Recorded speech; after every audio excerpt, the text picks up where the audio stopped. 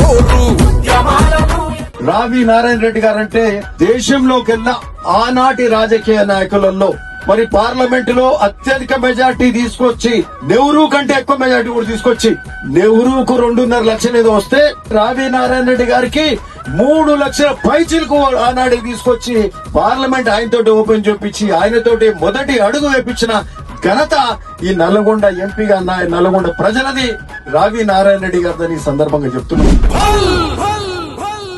పొగలెక్కిన పొలికే రావి నారాయణ రెడ్డి పోరాడే కడదాకా పులి బిడ్డ భీమిరెడ్డి. పొగలెక్కిన పొలికే రావి నారాయణ